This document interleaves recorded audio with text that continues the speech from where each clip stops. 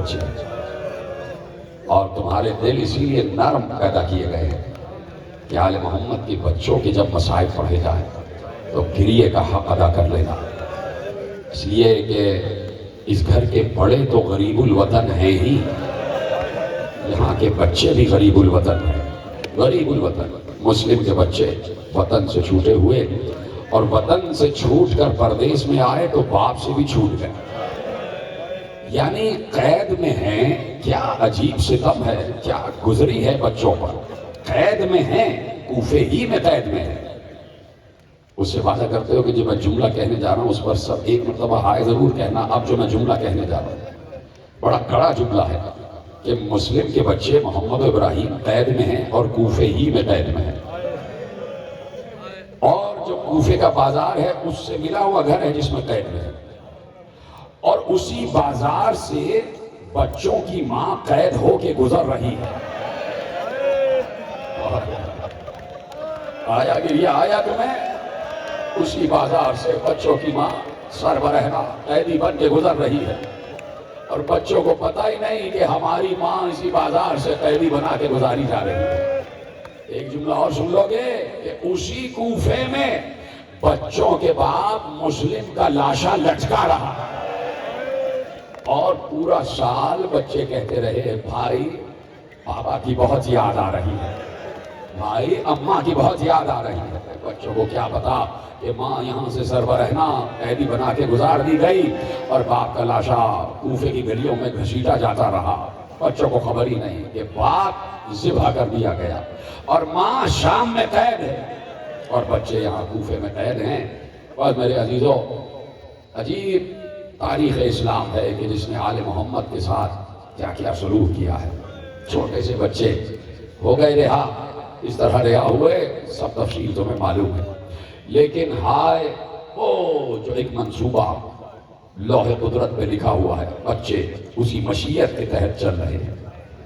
رات بھر چلتے رہے، راستہ بھٹک گئے، صبح ہوئے تو دیکھا دونوں نے ایک دوسرے سے کہا بھائی ہم تو کوفے ہی میں ہیں، یہاں سے باہر ہی نہ نکل پائے، کدے کو چھپ جاتے ہیں۔ ابن زیاد کے سپاہی ہمیں ڈھونڈ رہے ہیں، درخت پہ چڑھ گئے، شام ہوگی پھر اتریں گے اور اندھیرے میں پھر راستہ تلاش کریں گے۔ ایک کنیز آئی، پانی بھر رہی تھی، دریا کی سطح پر اس کو دو چاند سے عکس نظر آئے۔ اس نے دیکھا دو بچوں کی شبیہیں نظر آ رہی ہیں پانی پر۔ اس نے اب جو درخت کی طرف دیکھا تو دیکھا دو ننھے ننھے سے شہزادے بیٹھے، 7 اور 8 برس کے خوبصورت بچے جن کی لمبی لمبی زلفیں دوش تک آئی ہوئی ہیں، چاند سے روشن چہرے۔ سمجھ گئی کسی بڑے عظیم اور امیر گھرانے کے بچے، بادشاہوں کے اولاد شہزادے ہیں۔ گردن اٹھا کے کہا کہ بچوں کہاں اوپر بیٹھے ہو، گر جاؤ گے، زخمی ہو جاؤ گے، نیچے آ جاؤ۔ تقریباً 1 سال کے بعد بچوں نے پیار بھرا لہجہ سنا، بچوں نے پیار بھرا لہجہ سنا، آ گئے، نیچے آ گئے۔ کنیز نے کہا بچوں کون ہو، تمہارا گھر کہاں ہے؟ بچوں نے آہستہ سے کہا ہمارا کوفے میں گھر نہیں ہے۔ کہا ماں باپ کہاں ہیں؟ کہا کچھ نہیں پتا کہ بابا کہاں ہیں، کچھ نہیں پتا کہ اماں کہاں ہیں۔ بابا کے ساتھ آئے تھے، بچھڑ گئے، 1 برس ہو گیا، کوئی خبر نہیں۔ کہا بچوں تمہارے لہجے سے معلوم ہوتا ہے تم کوفے کے نہیں ہو، لگتا ہے تم مدینے کے رہنے والے، بتاؤ کون ہو؟ تو بچوں نے کہا کہ جان کی امان دو گی تو بتائیں گے۔ تمہیں امان ہے؟ میں کچھ نہیں کہوں گا۔ کہا کہ ہم مدینے کے رہنے والے ہیں۔ کنیز نے کہا مدینے کے؟ کون سے محلے کے؟ کہا محلے بنی ہاشم۔ کنیز ایک دم چونک کے کہتی ہے بنی ہاشم محلے کے؟ تو کیا تم بنی ہاشم سے ہو؟ کہا ہاں بنی ہاشم سے۔ اب بتاؤ تم کون اور بنی ہاشم کے کس یہاں سے ہو؟ کہا کہ تم نے جناب مسلم کا نام سنا ہے؟ کہا ہاں وہ سفیر حسین تھے۔ کہا اسی مسلم کے بچے محمد ابراہیم۔ کنیز قدموں پہ گر گئے، کہا شہزادو ہم تو تمہارے چاہنے والے، ہماری جو مالکن ہے، ہماری جو مخدومہ ہے وہ بھی تمہاری چاہنے والے۔ لے کے آ گئی، اپنی مالکن کو بتایا کہ یہ بچے بنی ہاشم کے بچے ہیں، مسلم ابن عقیل کے بچھڑے ہوئے بچے ہیں۔ تو وہ جو مومنہ تھی وہ قدموں پہ گر گئے۔ سنیں گے ایک جملہ، مومنہ نے قدموں پہ گر کے کہا فاخر میری قسمت، فاخر میری قسمت، میری بلندی ہے قسمت۔ اے دو بچوں، میں یہ نہیں سمجھ رہی کہ محمد و ابراہیم میرے گھر آئے ہیں، مجھے لگ رہا ہے حسن و حسین میرے گھر آئے ہیں۔ اجروں کو بدل رہا، مجھے لگ رہا ہے حسن و حسین سیدہ کے دو شہزادے میرے گھر آ گئے۔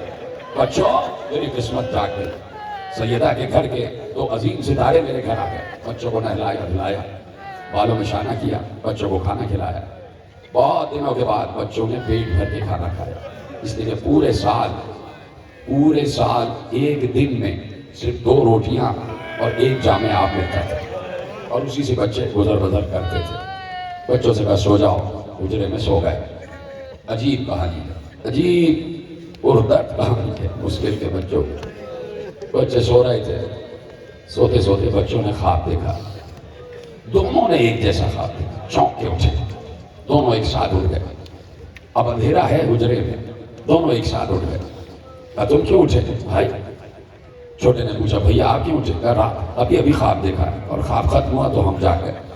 بڑے نے چھوٹے سے کہا تم بتاؤ محمد ابراہیم تم بتاؤ کیا خواب دیکھا؟ کہا بھیا میں نے خواب دیکھا ہے کہ جنت ہے، عرش اعظم ہے، اور اس پر کرسی لگی ہے، اس پہ رسول اللہ بیٹھے ہوئے اور سارے بنی ہاشم بھی بیٹھے ہوئے، سارے ائمہ بیٹھے ہوئے۔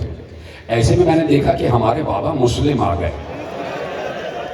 رسول اللہ کو سلام کیا، رسول اللہ نے جواب سلام دیا اور کہا آ جاؤ مسلم تم آ گئے، مسلم تمہارے بچے کہاں پر ہیں؟ تو ہمارے بابا مسلم نے نانا رسول اللہ سے کہا کہ میرے دونوں بچے بس آنے ہی والے ہیں، بھیا لگتا ہے یہ رات ہماری آخری رات ہے۔ محمد نے کہا کہ بھائی میں نے بھی یہی خواب دیکھا ہے۔ دونوں ایک دوسرے سے لپٹ کے رو رہے تھے، جب رو رہے تھے اور بات کر رہے تھے اسی وقت حارث ملعون گھر میں داخل ہوا۔ اس کو اس حجرے سے بچوں کے رونے کی آواز آئی، اس نے اپنی ساس سے پوچھا کہ کون ہے اس حجرے میں؟ کہا نہیں تیرے کان بج رہے کوئی نہیں ہے۔ کہا نہیں میرے آواز آ رہی ہے، آواز آ رہی ہے۔ ساس نے کہا یہاں سے ہٹ جا کوئی نہیں ہے۔ ایک بار اس نے دروازے کو توڑنے کے انداز میں دھکا دیا، دروازہ کھلا، کمرہ بالکل اندھیرا تھا، کچھ سنائی نہیں دے رہا تھا، کچھ سجھائی نہیں دے رہا تھا۔ حارث ٹٹولتا ہوا آگے بڑھا، ٹٹولتا ہوا آگے بڑھا اور دونوں ہاتھوں سے ٹٹولتا ہوا آگے بڑھ رہا تھا۔ اچانک دونوں بھائیوں کے سروں پر اس کا ہاتھ گیا، دونوں بھائیوں کی زلفیں اس کے ہاتھ میں آ گئی، اور جب زلفیں ہاتھ میں آئیں تو اس نے کہا یہ تو جیتے جاگتے بچے معلوم ہو رہے ہیں، اور ایک بار کہتا ہے بتاؤ تم کون ہو اور میرے گھر میں کیا کر رہے ہو؟ بچوں نے یہی کہا کہ اگر جان کی امان دیتا ہے تو بتائیں گے، چھوٹے بچے ہیں سب کی باتوں پر یقین کرنے لگے۔ کہا بتاؤ تم دونوں کون ہو، میرے گھر میں کیا کر رہے ہو؟ کہا مسلم کو جانتے ہو، سفیر حسین، ہم اسی کے بچے محمد و ابراہیم ہیں۔ کہا اچھا، میں 3 دن سے تمہاری تلاش کر رہا ہوں، تم کہیں مجھے نہ ملے اور میرے گھر میں ہی مل گئے۔ اب باہر لے کے آیا، ماتم کرو، باہر لایا تو خدا کی قسم روایت میں لکھا ایسے لایا کہ دونوں کو بالوں سے پکڑ کے گھسیٹتا ہوا لایا، دونوں کے پاؤں زمین پر خط دیتے ہوئے جا رہے تھے۔ بیچ صحن میں ایک ستون سے دونوں بچوں کو باندھ دیا کہ صبح ابن زیاد کے دربار میں لے جاؤں گا۔ ارے لے جانا تھا تو صبح لے جاتا، پوری رات محمد کے رخسار پر تماچے، کبھی ابراہیم کے رخسار پر تماچے، دونوں بچوں کے رخسار تماچوں سے نیلے ہو گئے۔ صبح ہوئی، بچوں کو لے کے چلا اور کہا کہ تمہارے سر کاٹ کے ابن زیاد کے دربار میں لے جاؤں گا۔ ماں قدموں پہ گر گئی، نہ کر، ایسا نہ کر، یہ فاطمہ کے گھر کے بچے ہیں، یہ رسول کے گھر کے بچے ہیں، ارے محشر میں فاطمہ کو کیا منہ دکھائے گا؟ اس نے کہا نہیں مجھے انعام چاہیے اور انعام مجھے زیادہ ملے گا۔ بچوں کو لے کے گیا، فرات کے کنارے چلتا رہا، جیسے ہی فرات کا کنارہ آیا کہا یہیں رک جاؤ، دونوں یہیں رک گئے، بیٹھ گئے، دونوں کو بٹھا دیا اور کہا یہیں ذبح کروں گا اور دونوں کی گردنیں کاٹ کر سر ابن زیاد کے دربار میں لے جاؤں گا۔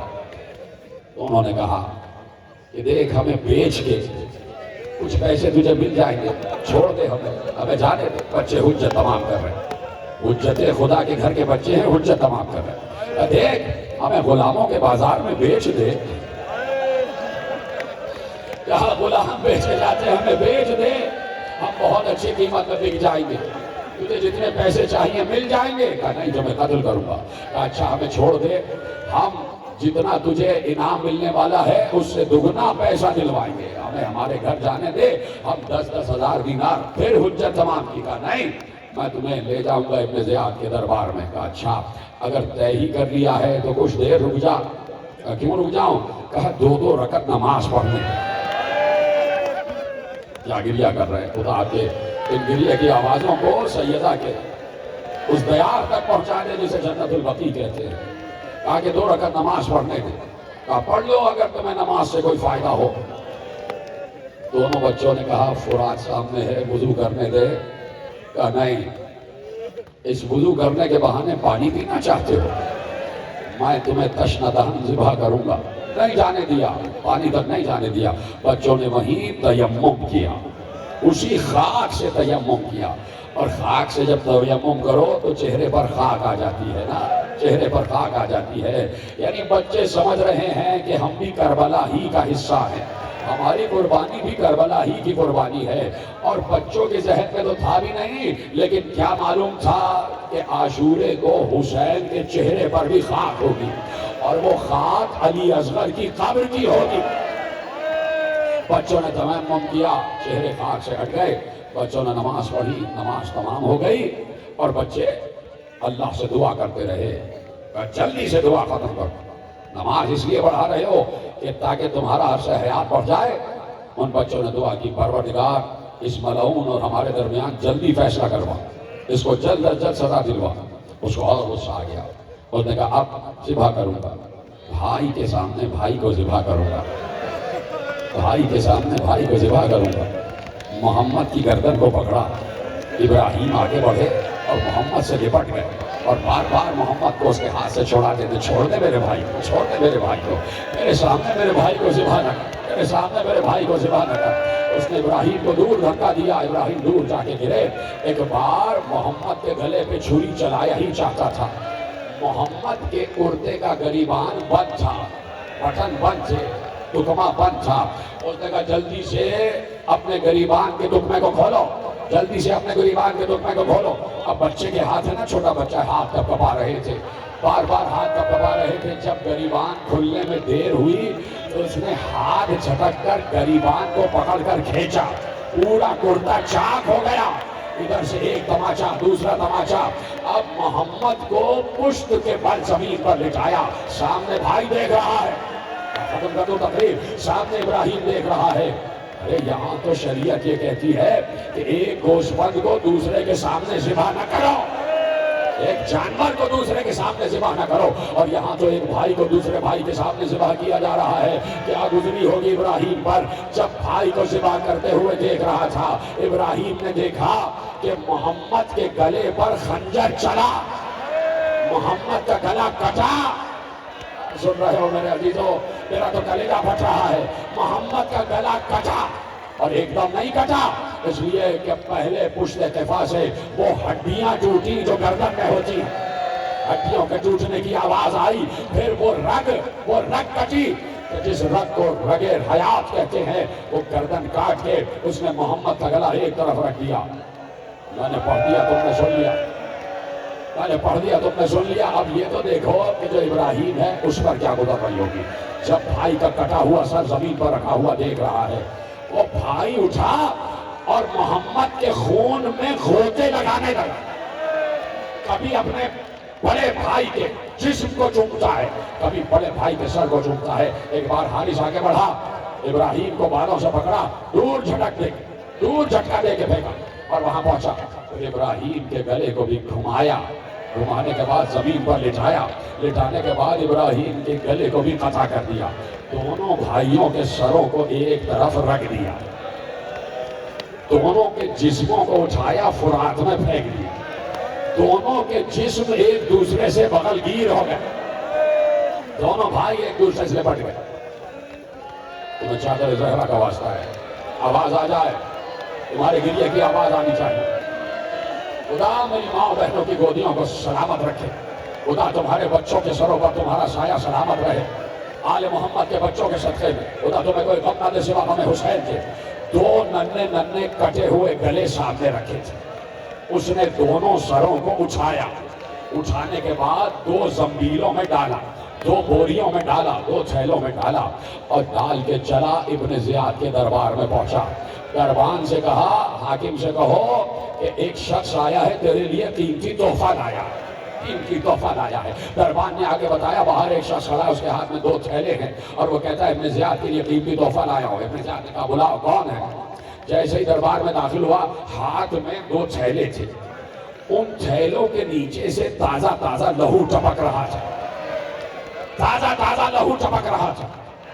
थैले लेके आया, कहा तू कौन है। हारिस हो। कहा क्या लाया। कहा तू खुश हो जाएगा, ऐसा इनाम लाया हूं, ऐसा तोहफा लाया हूं, ऐसा हदिया लाया हूं। इब्न ज़ियाद ने कहा दिखा क्या लेके आया है। उसने थैलों को जमीन पे रखा, एक थैला खोला, दूसरा थैला खोला, दोनों में हाथ डाला, कटे हुए सर बरामद हुए, दोनों को जुल्फों से पकड़े हुए ऐसे दरबार में ऊपर उठाया और हिला हिला के कहता था ये हैं तोहफे, ये हैं तोहफे। अरे बच्चे इतने मासूम थे, इतने हसीन थे कि बेख्तियार इब्न ज़ियाद खड़ा हो गया और खड़े होकर कहता है ओ जालिम, किस माँ की गोद उजाड़ के आ गया, किस माँ की गोद उजाड़ के आ गया। कहा इब्न ज़ियाद ये मुस्लिम के बच्चे हैं। कहा मैंने कहा था कि इन्हें जिंदा लेके आना। कहा अगर मैंने जिंदा लाता तो लोग मुझे इनसे छीन लेते, इनको मुझसे छीन लेते और मेरा इनाम रह जाता, इसलिए मैं ज़िबा करके लाया हूं। कहा तूने मेरी हुक्मदुली की है, मेरी हुक्म की खिलाफ वर्जी की है, तुझे नहीं बख्शूंगा, कोई इनाम नहीं मिलेगा। ले जाओ उसे, उसी मकाम पर ले जाओ जहां इसने बच्चों को दफन किया था, जहां इसने बच्चों को कत्ल किया था। एक बार कहता है कि कोई है जो इस हारिस को ले जाए और इसको वहीं ज़िबा कर दे। एक गुलाम खड़ा हुआ, कहा मैं ले जाऊंगा। इब्न ज़ियाद ने कहा मुझे पता था कि तू ही खड़ा होगा, इसलिए कि मुझे मालूम है तू है तो यहाँ का, लेकिन तेरे दिल में आले मोहम्मद की मोहब्बत है, या ले जा इस हारिस को ले जा। इससे पहले अब सुनना, ये जानबूझ के मैंने बात रोकी, इससे पहले जब सरों को उसने दरबार में सामने रख दिया तो इब्न ज़ियाद की निगाह दोनों सरों पर पड़ी। बहुत मलऊन था, बहुत ज्यादा सफाक था और बहुत ज्यादा अय्यार और मक्कार था, कभी भी उसके दिल में रहम नहीं आता था। उसने कहा ये बच्चों के सर है मट्टी से अटे हुए हैं और मट्टी में लहू गुधा हुआ है, बालों पर भी मट्टी से मिला हुआ लहू है, चेहरे पर भी मट्टी से मिला हुआ लहू है। कोई है जो इन बच्चों के सरों को पहले धो कर ले आए। उसी गुलाम ने कहा कि मुझे दे दे, मैं धो कर लाता हूं। हाँ मुझे पता था तू ही ले जाएगा। ले गया, घर में गया, बिल्कुल मुत्तसिल घर है दारुल अमारा से। ज़ौजा के पास जाके सर दिए, कहा इन सरों को धो दो। ज़ौजा ने सर देखे और ज़ौजा ने एक जुमला कहा, काश तुम्हारी मां पहले मर चुकी हो। ये किसके बच्चे हैं? उस गुलाम ने कहा मुस्लिम के बच्चे, आले मोहम्मद के घर के बच्चे। रो रो के चीख चीख के रोती रही और बच्चों के सरों को धुलाती रही और आवाज देती रही, ऐ फातिमा ज़हरा, आपके 2 लाल आज मेरे घर पे आए हैं। बच्चों के सरों को धो के दरबार में भेज दिया गया। गुलाम से कहा हारिस को ले जा, हारिस को ले जा और वहीं जाके कत्ल करना जहां इसने बच्चों को ज़िबा किया है। साथ में पूरा मजमा है, बच्चे साथ साथ हैं। हारिस को पत्थर मारते हुए बच्चे जा रहे हैं और इस गुलाम ने हारिस के हाथों को रस्सी से बांधा हुआ है। और जैसे ही फुरात के किनारे आया तो देखा, इस गुलाम ने देखा कि वहां कुछ खून के कतरे पड़े हुए हैं और वो खून के कतरे फुरात तक जा रहे हैं। इस गुलाम ने हारिस से पूछा ये क्या है? कहा बच्चों के लाशों को, कटे हुए लाशों को फुरात में फेंका है, ये उसी का निशान है। जैसे ही आगे बढ़ा, आखिरी जुमला तकरीर का, जैसे ही आगे बढ़ा उसने जमीन पर कुछ निशान देखे। गुलाम ने हारिस से पूछा ये कैसे निशान है? उसने कहा जब बच्चों के गले काट रहा था, बच्चे तड़प रहे थे, जमीन पर पांव मसल रहे थे, अपनी माँ, अपने बाबा,